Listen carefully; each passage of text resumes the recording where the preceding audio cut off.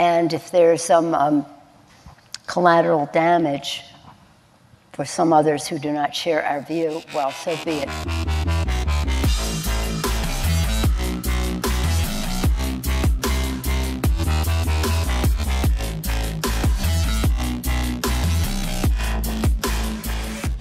That you cannot be civil with a political party that wants to destroy what you stand for, what you care about. That's why I believe if we are fortunate enough to win back the House and/or the Senate, that's when civility can start again. There is no one organization called the Black Bloc.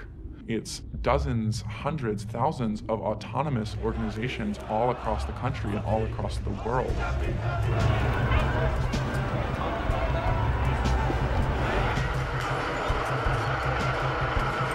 Black Bloc. Antifa really exploded into the headlines in response to the disruption of the Milo Yiannopoulos event back at UC Berkeley in February, where masked Antifa broke windows and created enough of a disruption for the university to cancel the event. This created a lot of debates around different tactics for opposing the far right and questions around free speech.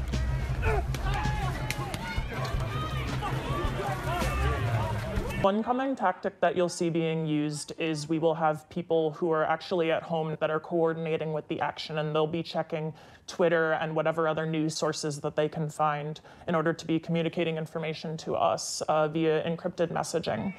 You'll hear people shouting "tighten up" all the time, and that means that you have to stay together as one cohesive body.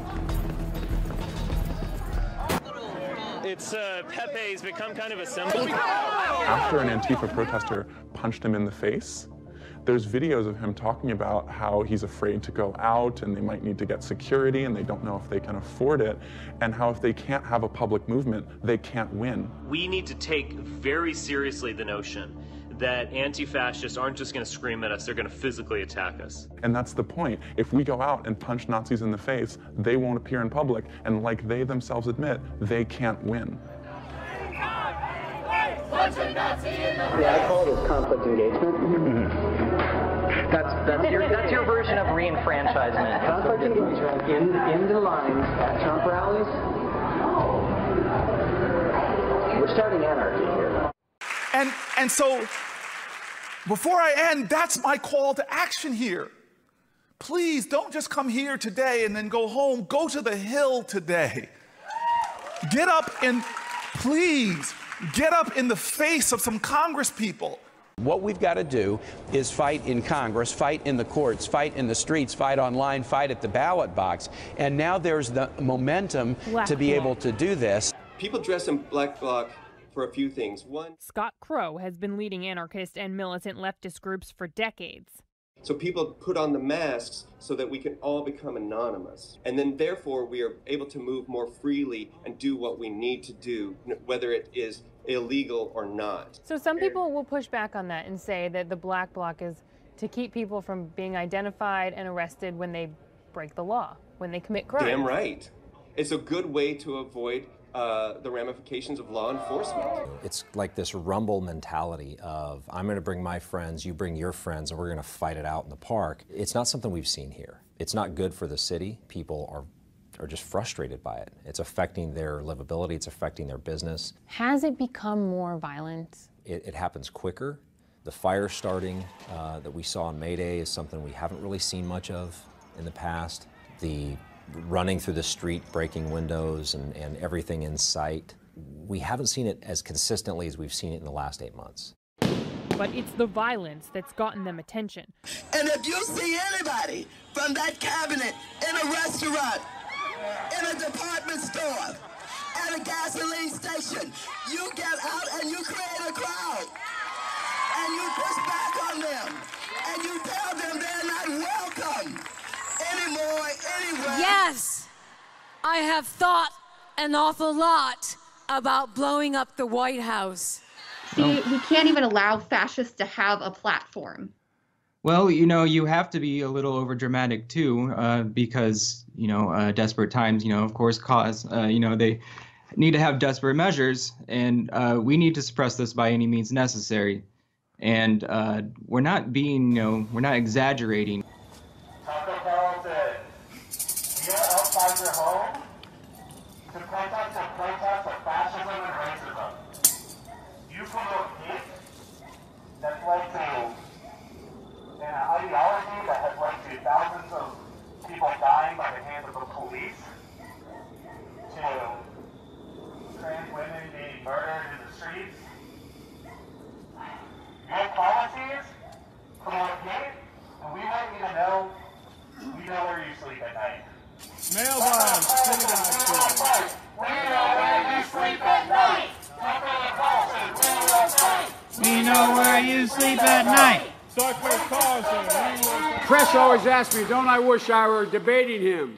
No, I wish we were in high school, I could take him behind the gym. That's what I wish. When was the last time an actor assassinated a president? Tomorrow, when you're given that choice of do I take the next step, fucking take it. And what are those strategies? A lot of times it includes actual violence. But are you ever concerned that, like, even if these methods work, they might be unethical? I'm okay with that. I don't feel bad for ruining their fucking weekend. They've doxed white nationalists, posting their real names and locations so neighbors and employers know who they are. Do something about your dad's immigration practices, you feckless. I'm gonna say one thing, Trump.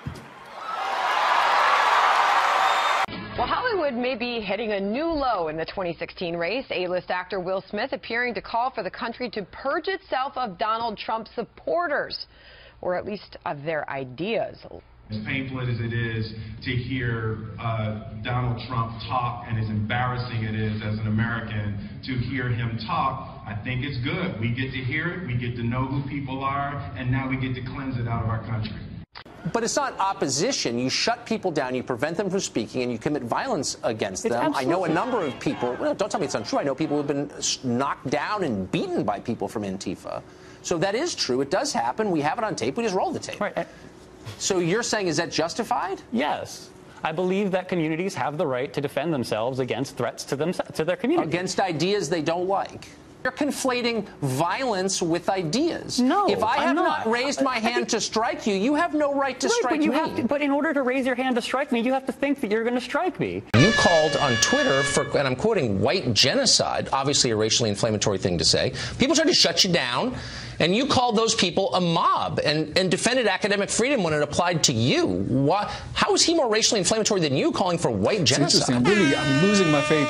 I'm really losing my faith in your ability to use Twitter. I mean, to use Google, because if you used Google, the first thing you would realize is that, of course, white genocide is not a real thing. It's a racial fantasy of the kind that Charles Murray and his ilk like to put forward. But and you when you called put forward these arguments, Twitter. I'm not saying that no one should be. I'm not saying they shouldn't be allowed on campus. I'm saying that they haven't earned any kind of platform on campus, and the free speech rights of those who are most affected by that racist hate speech comes into play. They're able to protest as they did today.